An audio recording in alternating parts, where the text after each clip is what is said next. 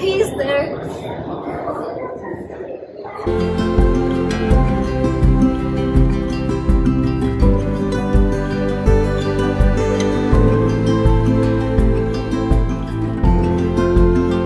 So आता आम्ही आलो आहोत फिश ॲक्वेरियम बघण्यासाठी. सो चला मग जाऊया आतमध्ये, बघूया. मी दाखवेन तुमच्यासोबत सगळे व्हिडिओ शेअर करेन जेवढे पॉसिबल आहेत तेवढे. सो अगोदर तिकीट काढावी लागेल. चला.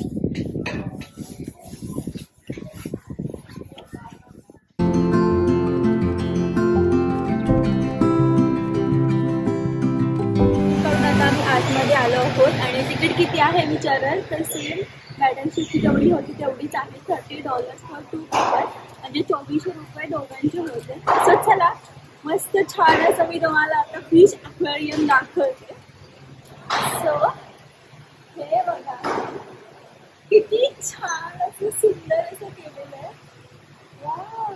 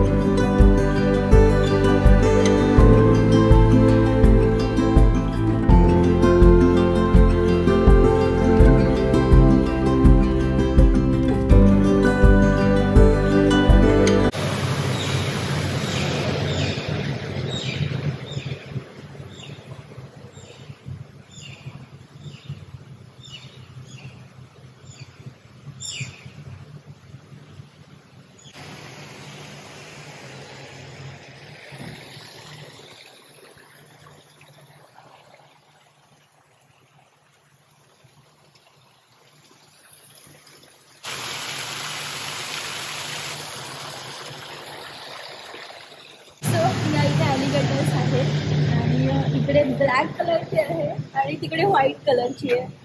सो मस्त निवांत झोपली आहे.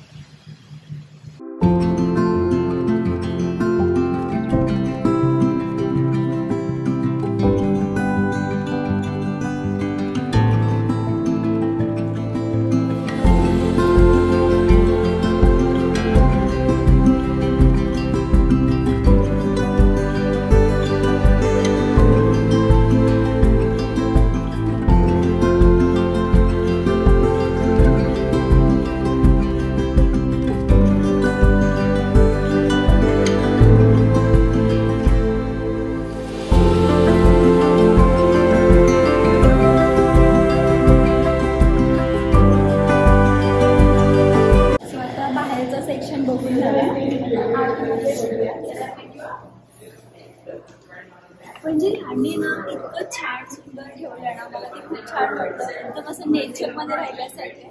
पूर्ण असं काचेत पॅक वगैरे नाहीये, ओपन आहे आणि छान असं त्यांनी आतमध्ये नॅचरल जसं असतं तसं दिलेलं आहे फील.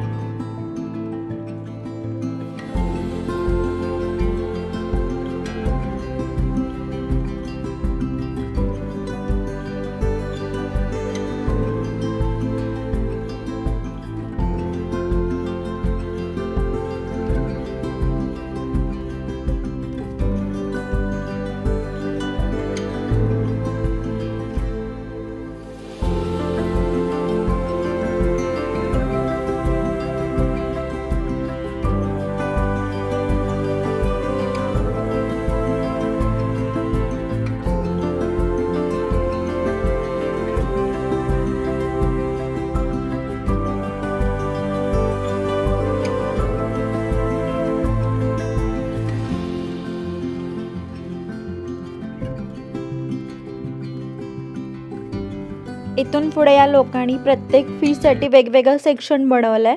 सो आता आपल्याला प्रत्येक सेक्शनमध्ये नवीन नवीन फिश बघायला भेटतील. सो चला बघूया.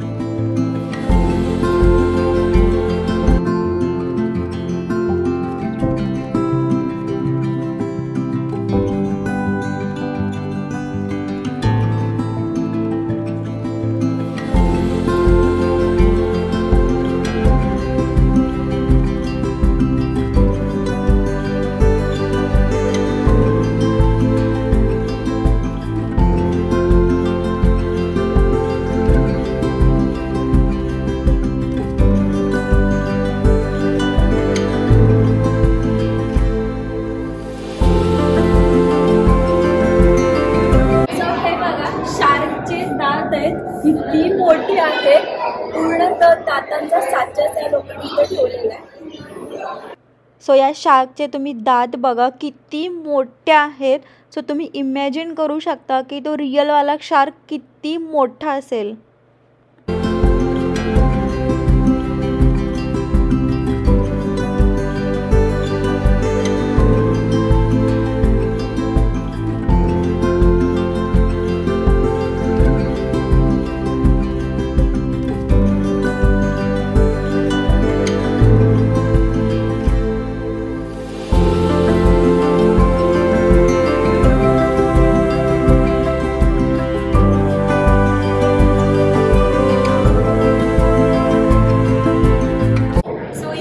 शार्क पण आहे तो तिकडे वरती.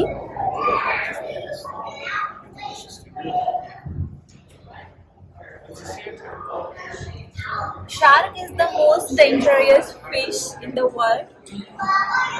सो तुम्हाला मी जस्ट आत्ताच दाखवलं शार्कचे दात किती मोठे आहेत, म्हणजे मोठ्या साईज मधला शार्क असेल त्याचे दात एवढे मोठ्या साईज मध्ये होते. सो हा थोडासा छोटा शार्क आहे, तो खालीच येत नाहीये.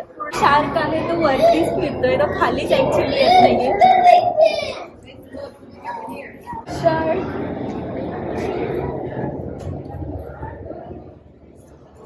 Are you able to see the shark? He is hiding behind the wall.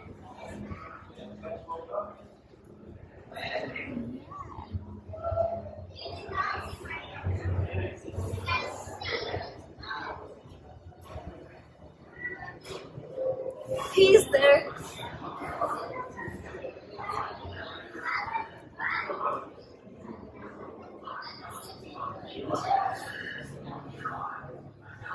हा बघा हॅमर हेड शार्क. ऍक्च्युली याच्यामध्येच ह्या लोकांनी भरपूर एकत्रच ठेवलेले आहेत फिश, आणि एकदम छान असं खूप मोठा स्पेस दिलाय आणि छान असं त्यांना असं नेचरमध्येच ऍक्च्युली राहिल्याचं फील आहे.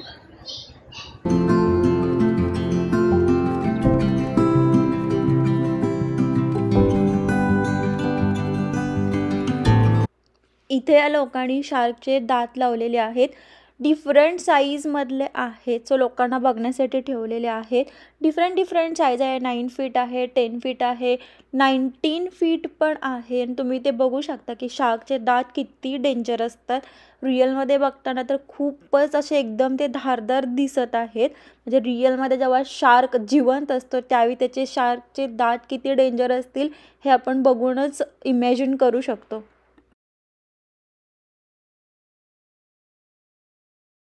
And this is 8.57, sorry 5.7, 4.2.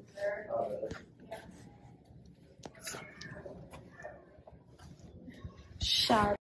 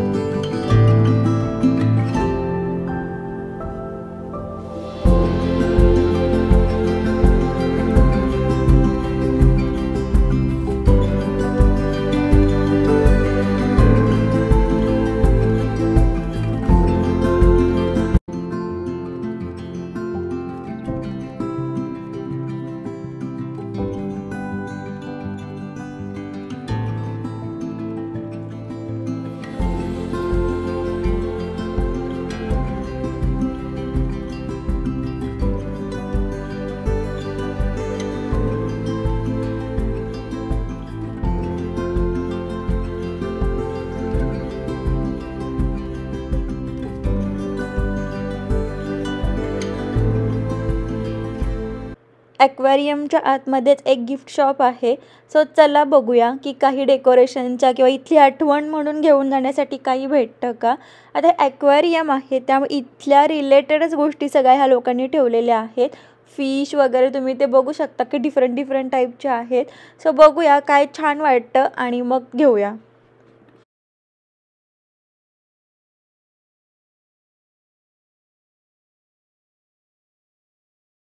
So हे आम्ही घेण्याचं ठरवलेलं आहे.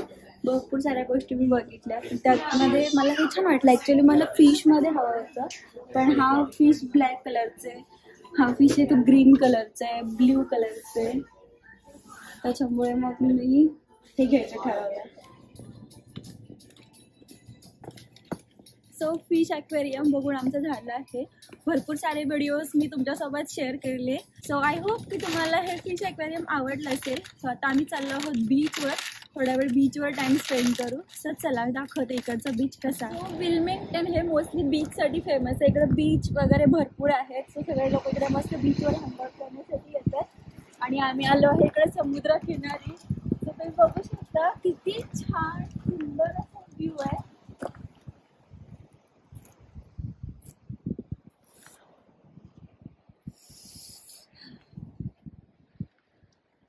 सो आम्ही पाण्यात तर जाणार नाही आहोत, जाण्यासाठी तिथून रस्ता आहे. सो पाण्यात जाणं तिथे जाऊ शकतो.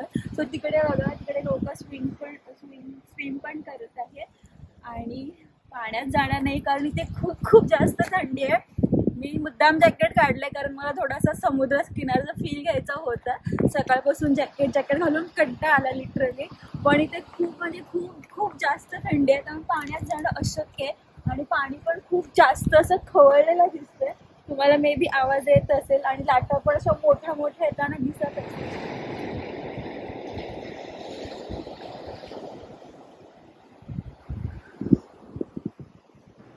सो आत्ता आपण पाहिलं तो कॅरोलिना बीच आहे. विल्मिंग्टनमध्ये खूप बीच आहेत बघण्यासारखे आणि इकडे समर टाईममध्ये तुफान गर्दी असते. भरपूर लोक विल्मिंग्टनला बीचवर हँगआउट करण्यासाठी येतात. सो आम्ही सध्या पाण्यामध्ये जाऊ शकत नाही कारण खूप जास्त थंडी आहे. तुम्हाला बिलीव्ह नाही होणार, 0 डिग्री 1 डिग्री असं टेम्परेचर आहे डेमध्ये आणि नाईटला तर मायनसमध्ये टेम्परेचर आहे. सो आपण पाहिला तो कॅरोलिना बीच होता आणि आता मी तुम्हाला दुसरा एक बीच दाखवणार आहे. त्याचं नाव आहे क्युअर बीच. सो चला आता आम्ही तिकडे जात आहोत. तिथे गेल्यानंतर पण थोडासा फक्त व्ह्यू तुम्हाला मी दाखवेन कसा आहे. आम्ही तिकडे जास्त वेळ टाईमपास करणार नाही आहोत. सो चला.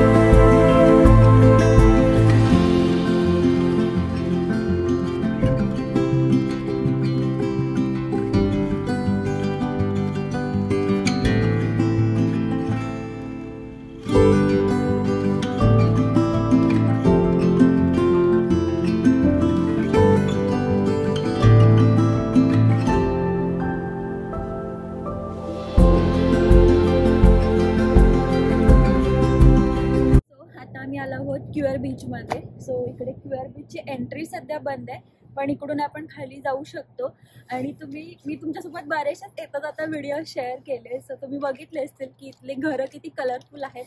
पूर्ण अमेरिकेमध्ये कुठेही जाल तिकडे एकदम लाईट कलरचे घरं बघायला भेटतात. पण मला इथे आल्यानंतर हे छान वाटलं की ते सगळे कलरफुल आणि सुंदर अशी घरं आहेत.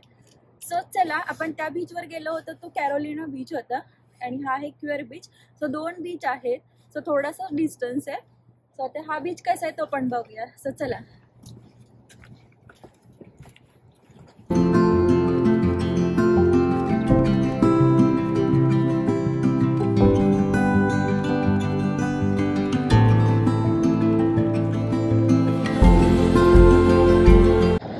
बीचवर कोणीच नाहीये कारण हा सीझन नाहीये, थंडी आहे.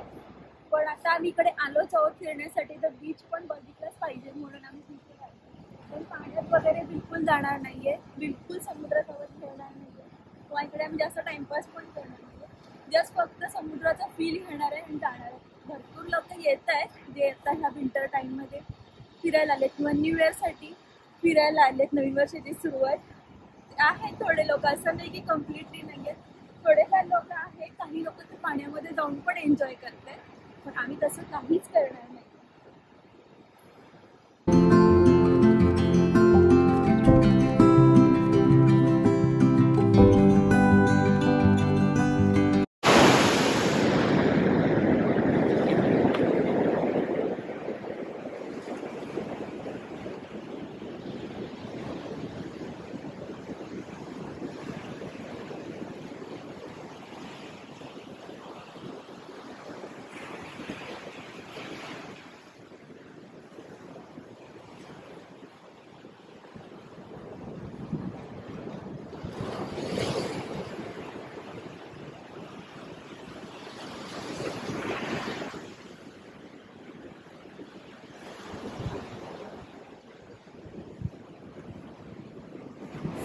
मस्त आम्ही थोड्या वेळ इकडे बीचवर टाइमपास केला, थोडासा हँगआउट केला आणि अशा पद्धतीने आमचा दिवस पण आज संपलेला आहे. आता थोड्याच वेळात अंधार पडेल आणि आम्ही आता चाललो आहोत रिटर्न. सो तुम्हाला हा व्हिडिओ कसा वाटला, विंटरमधले सगळे पॉईंट्स कसे वाटले?